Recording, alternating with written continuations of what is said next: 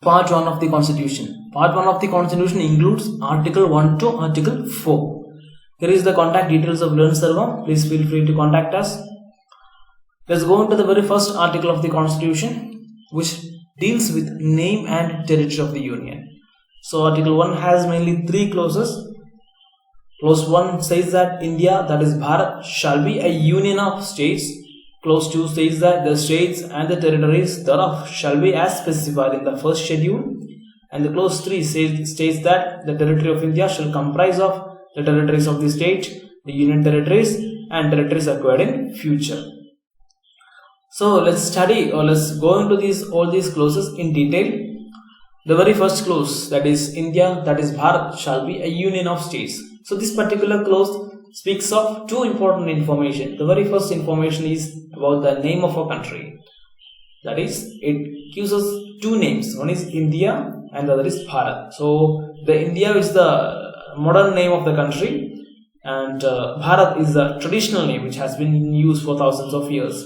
So the Constitution acknowledges 2 names of the country. One is India and the other is Bharat. Second information which is provided in this particular clause is that India is a union of states. Let's see how India is a union of states, or why India is a union of states. So we all know that India is divided into 28 states. So India is divided into 28 states. So any country which is divided into states is known as a federation. But India is not called a federation.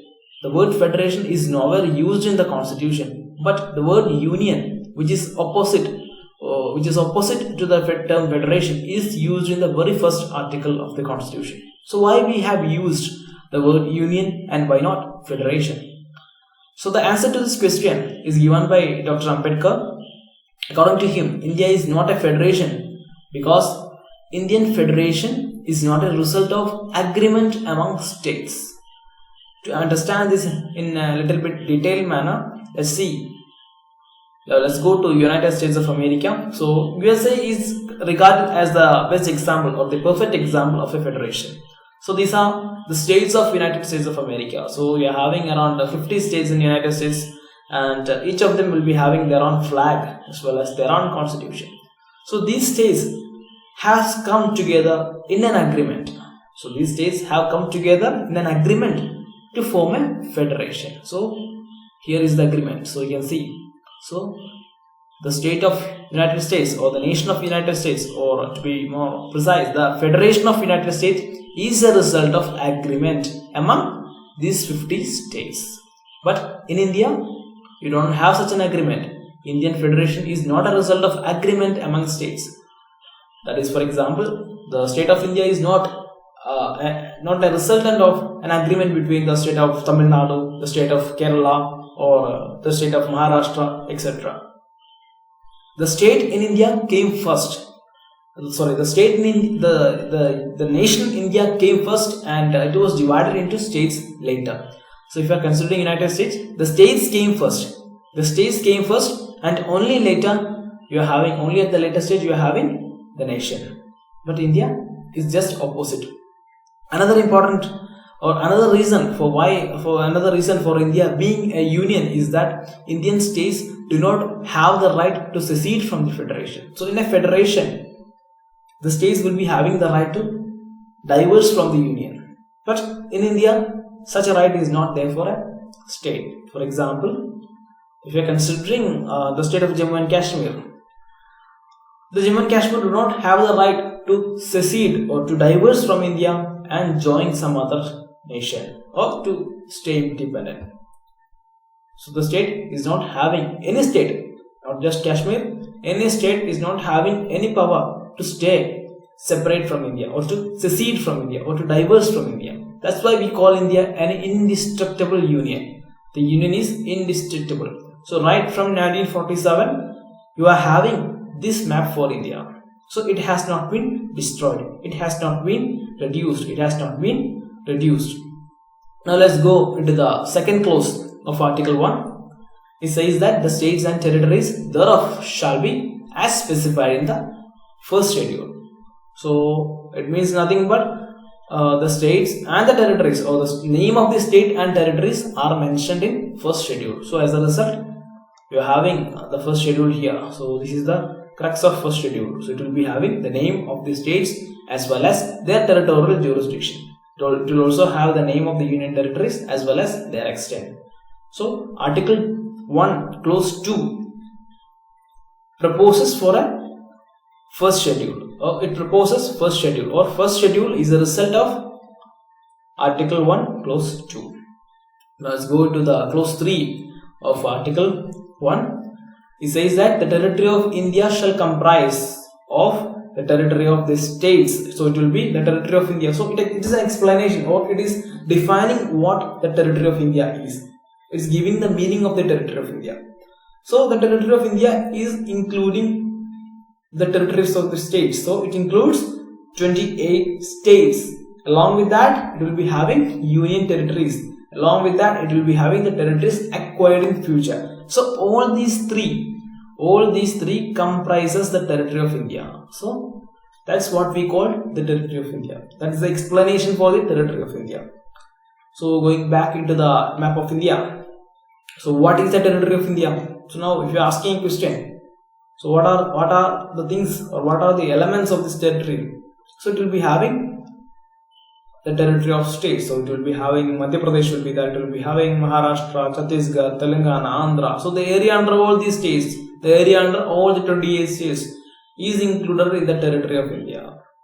So what you call the combination of these 28 states? Nothing but union. So union is the combination of all the states in the country. So union is a part of territory. Union becomes a part of territory. So apart from union, the territory will be having union territories too, like Andaman Nicobar, Lakshadweep, Dadra and Nagar Haveli, the National Capital Territory of New Delhi, etc., Puducherry, so on and so forth. So the territory is a wider expression or wider term. It includes both the union as well as union territory. Apart from that, it will be having a territory that will be acquired in future. So if you are considering an example, assume that India is acquiring a territory from China, say from certain war or something like that. So assume things like that. So we are going to acquire this region. So where will you add this one? So there is a question. So this red dot is being acquired by India. So where will you add that dot? So you cannot add this particular region into the Union of India, because Union includes only what you call the states. So Union includes only states. So when you are adding this, so you will be adding this particular region, this acquired region, into the territory of India. So which includes not just states. Apart from that, it will be including union territories as well as this acquired territories also. Now let's go into the Article 2. It is associated with the admission or establishment of new states. So Article 2 empowers the Parliament to admit into the Union or establish new states on such terms and conditions as it thinks fits. So it's nothing but an enabling provision. It enables the Parliament to admit new states. So what do you mean by new states? Let's see an example. So let's look into the map of India in 1951. So please notice that there is no Sikkim and Goa in this map. So in 1951, here is the Goa. So Goa is missing. Goa was a Portuguese colony then in 1951. And Sikkim was an independent kingdom then. So Sikkim was also not part of India then. And when you're going to 1961, you can see Goa was added. Goa was liberated by 1961. So Goa is a new state which was erstwhile not a part of Indian state or Indian Union. So it's a new state. So this new state was added into the Union of India through Article 2. So Article 2 empowers the Parliament to establish new states. So Goa is an example of new state here. It was erstwhile not a part of India. And when you are going to 1975, you can see Sikkim was also added. So in 1961, Sikkim is still absent, but in 1975, you can see Sikkim was added again. So Sikkim is a new state as far as we are concerned. So Article 2 is associated with permission or permitting or admission or admitting new states in the country, which was erstwhile not a part of India. Now let's go into the Article 3. So Article 3 is basically associated with an interior adjustment of the state. So it includes the formation of new states and alteration of areas, boundaries or names of existing states. So we can form a new state by separation of territory of any states. For example, you can say Andhra Pradesh. So Andhra Pradesh has been divided into Andhra Pradesh and Telangana. So the new state was formed by separation of a territory from another state. So that's an example. Again, you can say you can increase the area of any state. So if you are considering the state of Madras of 1950, the state of Kerala of 1950. So the state of Kerala in 1950 had included only Travancore as well as Cochin. So the area of the state of Kerala has been increased by including the Malabar region also. So Article 3 empowers the state to do that.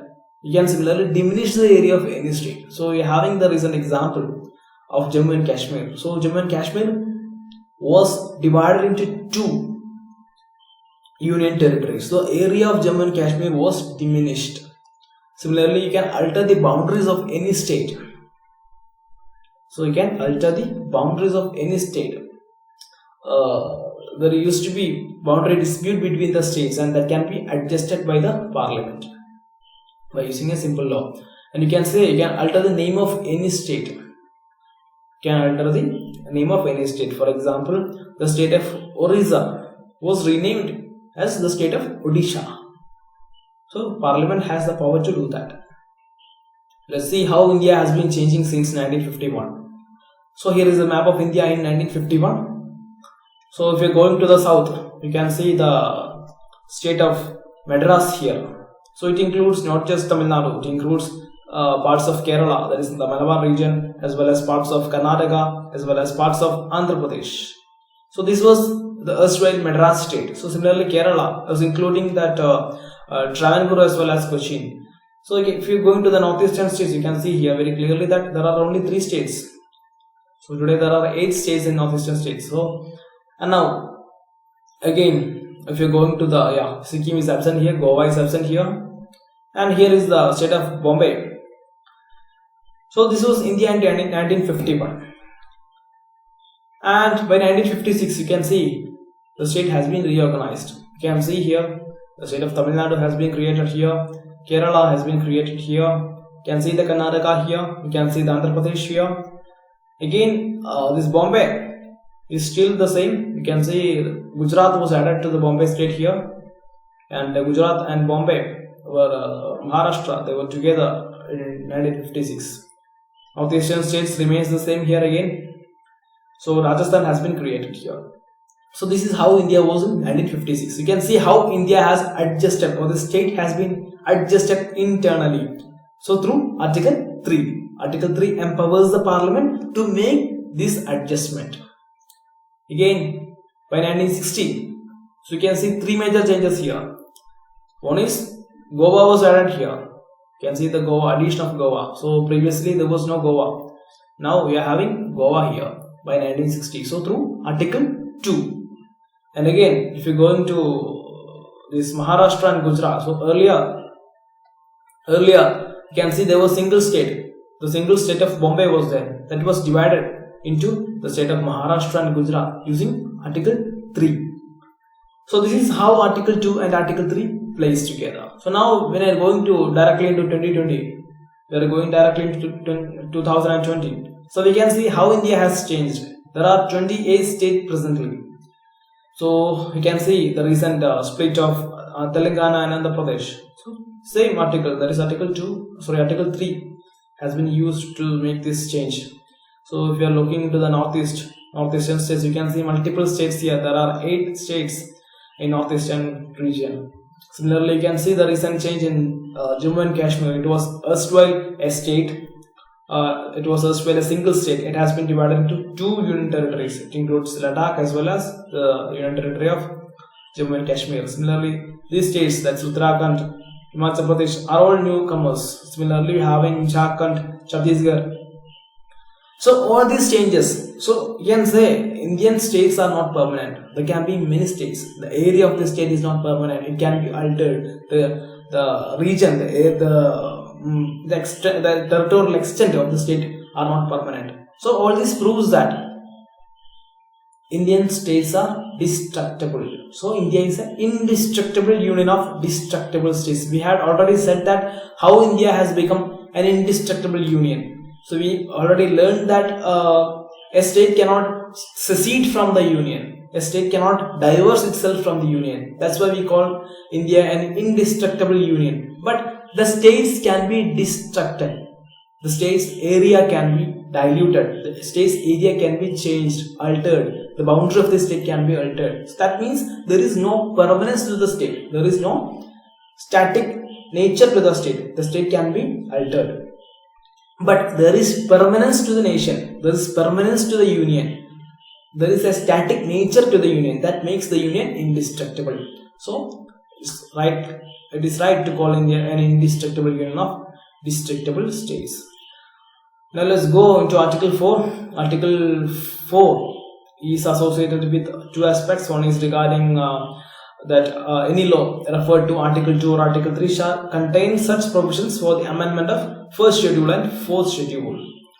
So Article 2, any law that is referred to Article 2 that can, or Article 3 that can contain provision which can result in amendment of first schedule or fourth schedule. And finally, this is important, there is no such law as aforesaid can be deemed to be an amendment of this constitution for the purposes of Article 368. So Article 368 of the constitution is dealing with amendment of the constitution. So it says that it lays down stringent procedures for amending the constitution. But Article 4 clause 2 says that amendment under Article 2 and Article 3, amendment under Article 2 and Article 3 do not form an amendment under Article 368. That is, it do not require stringent procedures as you see in Article 368. We will deal with, or we will see, you will learn how Article 368 and how amendment takes place in the Constitution of India. For time being, let's understand that to amend Article 2 and Article 3, it requires only a simple majority. It's quite easy for the Parliament to amend Article 2 and Article 3 as per Article 4 clause 2. So that's all about part 1 of the Constitution. Thanks for watching us.